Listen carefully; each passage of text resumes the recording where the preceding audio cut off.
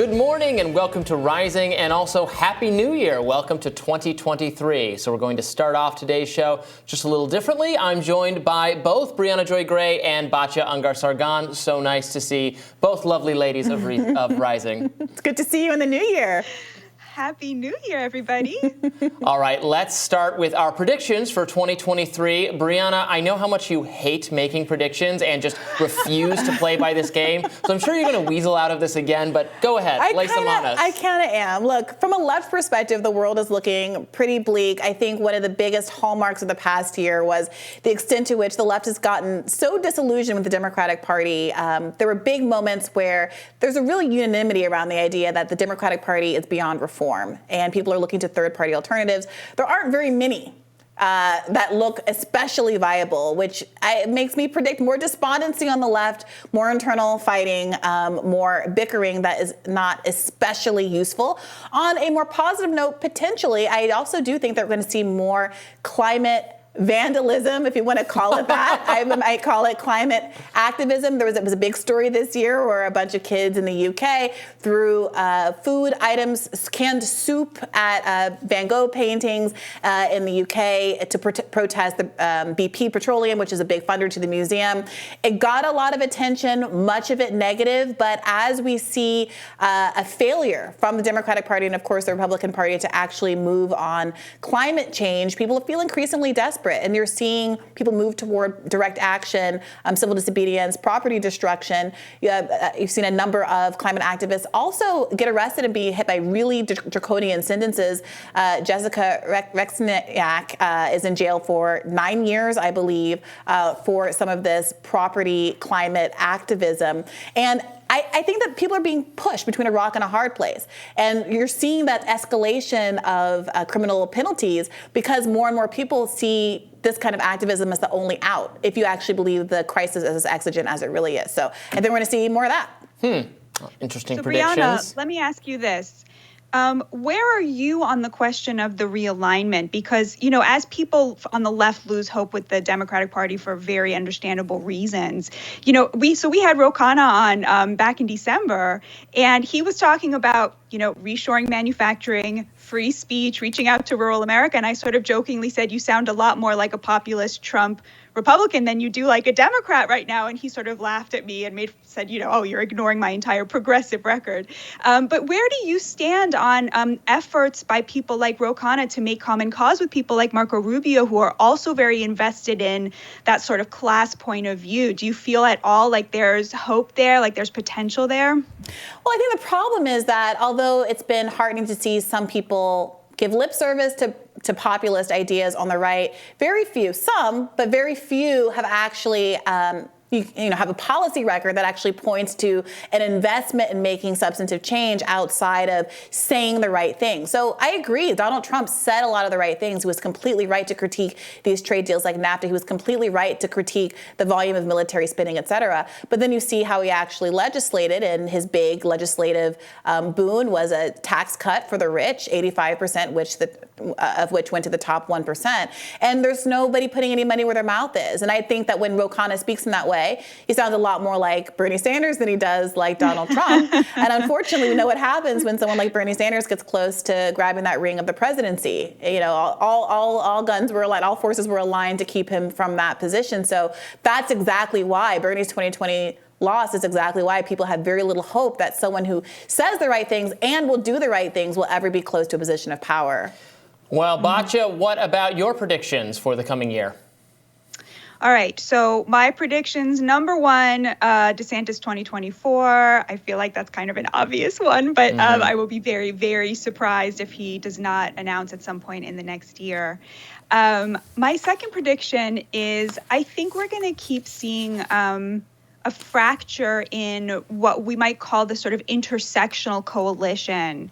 So I think that there's this idea that's very popular in, identity politics types that, that somehow the gay and the trans issue and the racial justice fight and the fight for immigrants are sort of all combined into this fight against what they would call, the forces of white supremacy. But I think what we've been seeing recently is fractures there. So you have gay people coming out, so for example, the group Gays Against Groomers, you have a lot of gay people standing up to what they see is overreach in terms of trans issues, especially for children. I think you're going to see a lot more of the racial justice fight be seen as in tension with a kind of more open borders point of view. I think you've been seeing a lot of that. And I think that we're going to start to see more realignment around class issues than around bringing together disparate identity groups that each really have their own agenda. Very curious what you guys make of this analysis and prediction. Yeah, I think those are both very solid predictions. I absolutely agree that DeSantis will run for president. I think there's no way he doesn't. He would be insane not to. He would be missing the chance of. He would be missing a significant chance to be president that he might not ever have again. So I think he will take it.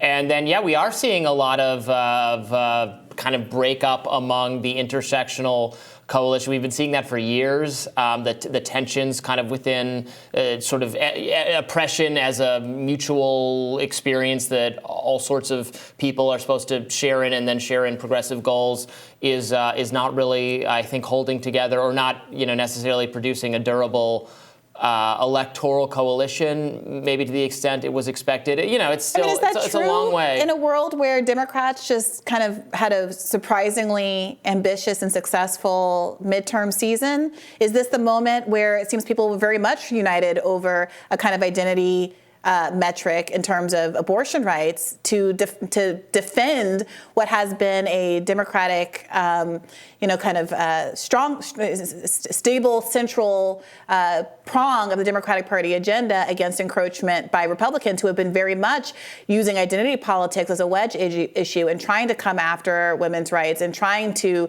potentially even advance a federal ban on abortion? I think that there's certainly, that's, I think, a great counter to that perspective. Abortion is, I guess it's an identity issue in that it's an issue that predominantly impacts women. In some sense, it's a more old school, just kind of policy issue, or it was an issue that existed before kind of the concept of identities came into play. But what do you think, Batya? Yeah, I would say that the abortion question is more a question of like civil rights than it is a question of like women's rights, right? It's the kind of issue that many different groups have an interest in protecting the right to abortion, including many moderates, including, some Republicans, right, as we saw in Kansas.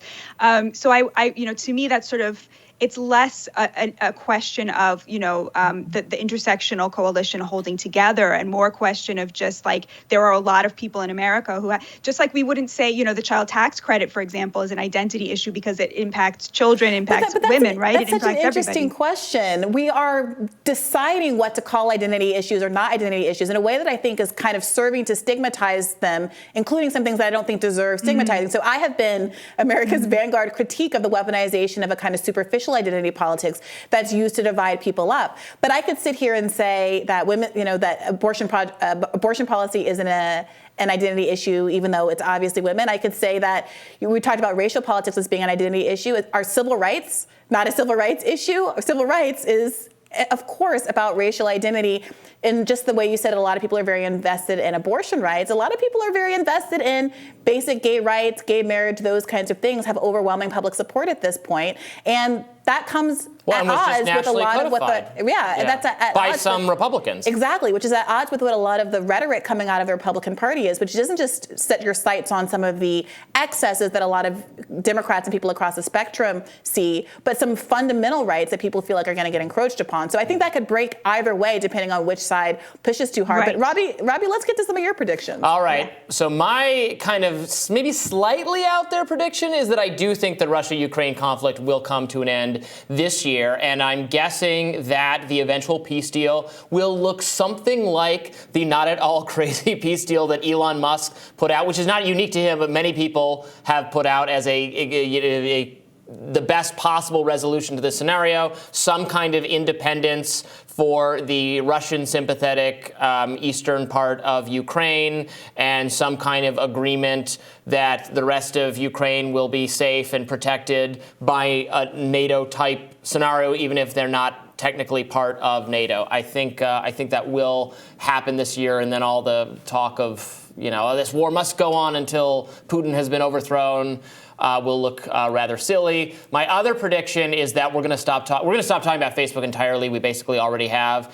We will not be talking about Twitter to the same extent we've been talking about it for the last several weeks. TikTok will be the social media site that everyone is concerned about. The bevy of concerns, from election stuff, misinformation, censorship, addictiveness, everything people have a problem with on social media. We're just going to be talking about it in the TikTok context. So those are my big predictions. The TikTok one I feel pretty certain about. The Russia-Ukraine one, if I'm wrong, we'll just pretend I never said. I like to make bold predictions, and then nobody calls you when you're wrong, do they? Yeah. So, Robby, that's the pundit's game. Let me ask you this, Robby. The war in Ukraine one, I feel like that's a very hopeful prediction. I'm with you, and I really, truly hope, from your mouth to God's ears.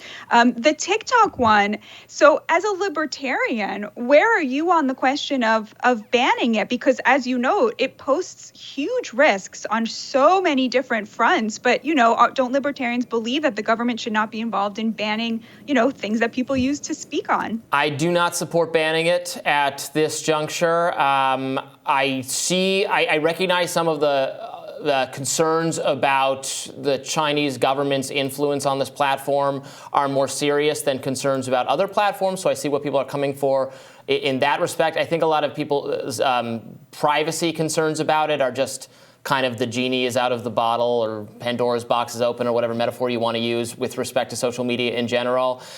And as much as I do have concerns about it, I see people, like a lot of young people, using it in creative and interesting ways that make their lives better. I see people start businesses on it. People do all sorts of things for their own good and for the betterment of human society. And I would, as you said, I'm a libertarian, so I'm very reluctant to involve government, even if its weird China government connection makes it probably a more legitimate target for action than some other things. So that's where I'm at right now, but that could change. Yeah. Subject to change, but you've got Marco Rubio to contend with, and maybe populist on some issues, but very much anti kind of the left's free speech positions on this desire to ban TikTok in the United States of America. Look, we'll have to play this again in a year and see how it's held up. But it's been wonderful chatting with you both this morning. We'll have more Rising for you after this.